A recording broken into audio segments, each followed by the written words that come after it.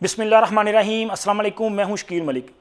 میاں نواز شریف کا دورہ سعودی عرب، اس کا کمال ہے کہ آج پاکستان کے اکاؤنٹ میں اربوں ڈالر منتقل کر دیے گئے ہیں، اور اس کے ساتھ ساتھ جناب آرمی چیف کا یہ کہنا کہ ایک سال میں معیشت کو اس کے پاؤں پہ کھڑا کرنا اور دنیا کی کوئی طاقت نہیں روک سکتی۔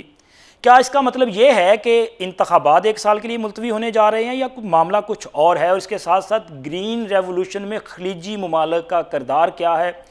اور پاکستان کی آنے والی جو معیشت ہے وہ کہاں پہ سٹرونگ کرنے جا رہی ہے؟ اور بالکل آخر میں آپ کے ساتھ ایک اور معاملہ جس پہ بات کرنی ہے وہ ہے جناب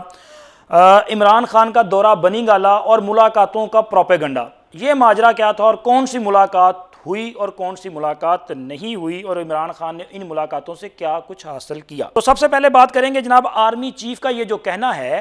کہ جی ہم نے ایک سال میں، کل انہوں نے جو خطاب کیا میں اس میں تو نہیں جانا چاہوں گا، وہ تو بڑا پھر لمبا ہو جائے گا یہ معاملہ، تو انہوں نے اس میں یہ کہا کہ جی ہم نے پاکستان کی معیشت کو ٹھیک کرنا ہے، اور ایک سال میں ہم پاکستان کی معیشت کو ٹھیک کریں گے، اور ہمیں اس کام سے دنیا کی کوئی طاقت نہیں روک سکتی۔ تو اب یہاں پہ یہ سوال پیدا ہوتا ہے کہ ایک سال سے مراد کیا ہے؟ کیا ایک سال تک یہی سسٹم جو ہے وہ کنٹینیو کرے گا،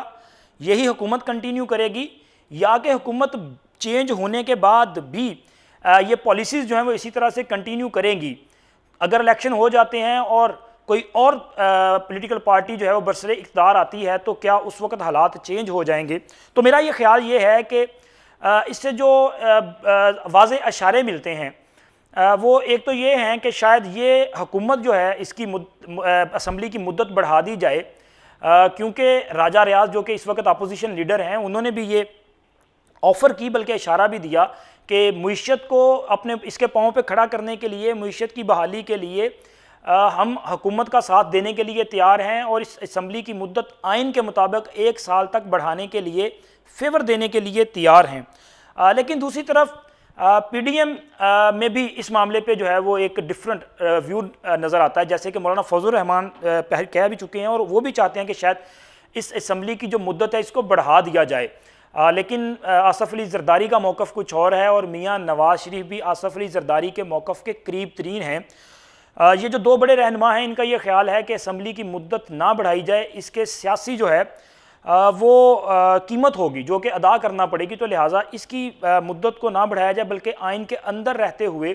انتخابات جو ہیں وہ کروا دیے جائیں۔ یعنی کہ ان کا یہ خیال ہے کہ انتخابات کو ہم زیادہ سے زیادہ 90 روز کے لیے جو ہے وہ ڈیلے کر سکتے ہیں اسمبلی توڑنے کے بعد۔ تو اس کا فارمولہ سیدھا سا ہے کہ وہ اس کی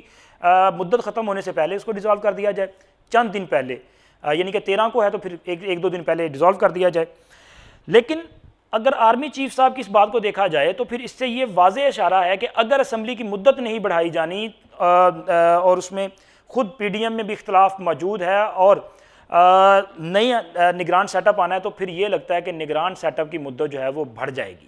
الیکشن جو ہے وہ اس طرح سے نہیں ہو پائیں گے، چونکہ معیشت کو اس کے پاؤں پہ کھڑا کرنے کے لیے اس پالیسی کا تسلسل جو ہے وہ ضروری ہے،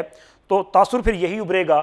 کہ الیکشن جو ہے وہ مزید تاخیر کا شکار ہوں گے، چونکہ جب وہ کہتے ہیں کہ جی کوئی قیمت، اس کی دنیا کی کوئی طاقت جو ہے وہ اس سے ہمیں نہیں روک سکتی، تو میرا خیال یہ ہے کہ جب یہ اٹل فیصلہ ہے کہ ہم نے سب سے پہلے اپنی معیشت کو ٹھیک کرنا ہے، تو پھر الیکشن کے حوالے سے جو ہے وہ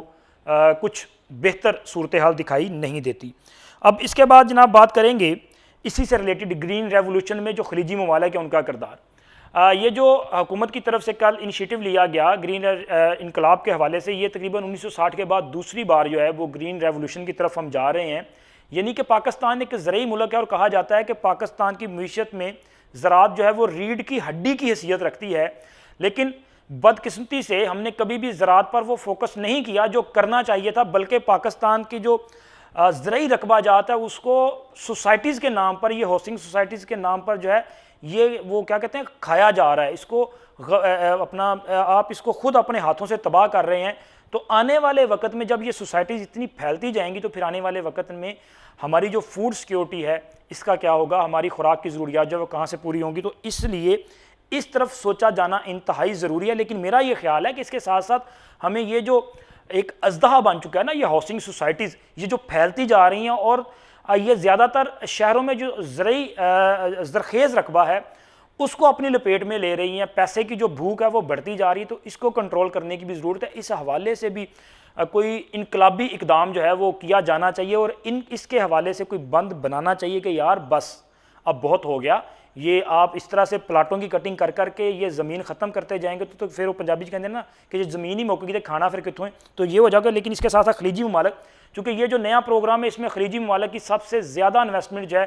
وہ آنے جا رہی ہے, اور خلیجی ممالک کے ساتھ اس حوالے سے تمام معاملات طے ہو چکے ہیں. تقریباً $50 ارب کی یہ مجموعی سرمایہ کاری ہے جو کہ زراعت کے شعبے میں خلیجی ممالک سے آئے گی, اور پاکستان کے لیے یہ بہت بڑا جو ہے وہ ایک ریلیف ہوگا, جس سے پاکستان میں روزگار کے مواقع بھی پیدا ہوں گے, پاکستان میں زرعی اجناس جو ہیں وہ زیادہ پیدا ہوں گی, تو ڈیفینیٹلی اس کا پاکستان کے عوام کو بھی فائدہ ہوگا اور قیمتیں بھی جو ہے وہ کم ہوں گی. اور اس کے بعد جناب بات کریں گے میاں نواز شریف کا دورہ سعودی عرب. ابھی ان کا دورہ سعودی عرب کا کمال ہے, یا کہ چیف آف آرمی سٹاف صاحب اس سے پہلے چونکہ ایک دورہ کر کے آئے تھے, تو اس میں بھی یہ باتیں ہوئی تھیں کہ سعودی عرب جو ہے وہ ہماری چونکہ معیشت بڑی برے حالات میں ہے, تو انہوں نے $2 ارب دینے کا وعدہ کیا تھا. لیکن اس کے بعد کنڈیشن یہ تھی کہ یہ چونکہ IMF کے ساتھ ہمارے معاملات چل رہے تھے, سابقہ حکومت عمران خان کی حکومت نے IMF کے ساتھ ایک معاہدہ کیا, انڈرسٹینڈنگ جو ہے وہ آگے بڑھی, پھر اس کے بعد اس کو وائلیٹ کر دیا, اس کو توڑ دیا, پھر ایسا معاملہ خراب ہوا کہ وہ بد اعتمادی کی صورتحال پیدا ہوئی, اور وہ معاہدہ ہوتے یہ اتنا ٹائم گزرا کہ ہماری معیشت جو ہے وہ اور خراب ہوئی. اب چونکہ ایک سٹاف لیول معاہدہ ہو چکا ہے, اور اس کے بعد آج سعودی عرب سے ہمیں $2 ارب جو ہے وہ پاکستان کے اکاؤنٹ میں منتقل ہو چکے ہیں, اور اس کے بعد یہ جب پیسہ آیا ہے اور یہ خبر مارکیٹ میں آئی ہے, تو صورتحال یہ ہے کہ یہ جو ڈالر کی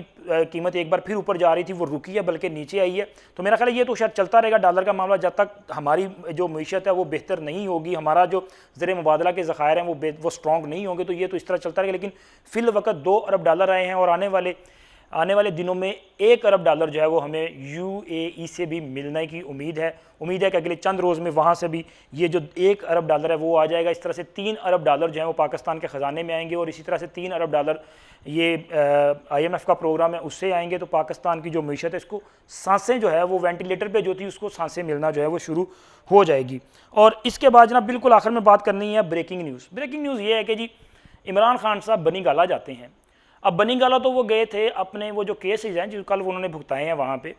اسلام آباد میں, تو وہ ان کو بھگتانے کے لیے گئے, لیکن جیسے ہی وہ بنی گالا گئے تو ایک سوشل میڈیا پہ پروپیگنڈا شروع کر دیا گیا کہ خان کو بنی گالا وہ گئے نہیں بلکہ بلایا گیا ہے, ان کو منتیں کر کے وہاں بلایا گیا ہے کہ جی آپ آئیں,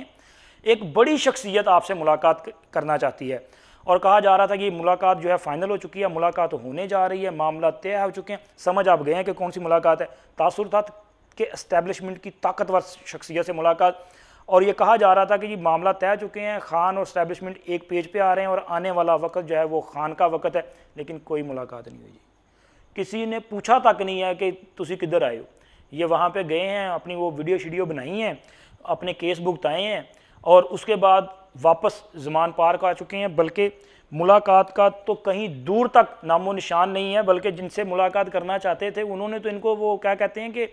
کسی نے لفٹ بھی نہیں کرائی اور پوچھا تک نہیں ہے. بلکہ ان کے حوالے سے یہ فیصلہ ملاقات کی بجائے وہ جو خطاب ہے نا جس کا میں نے پہلے ذکر کیا 1 سال والا, وہ واضح پیغام ہے کہ خان صاحب انف از انف, اب آپ کا کوئی چانس نہیں ہے. یہ انفارمیشن تھی, میں نے سوچا آپ کے ساتھ شیئر کر دیں. انشاءاللہ ملتے ہیں اگلے ویلاگ میں. اللہ حافظ.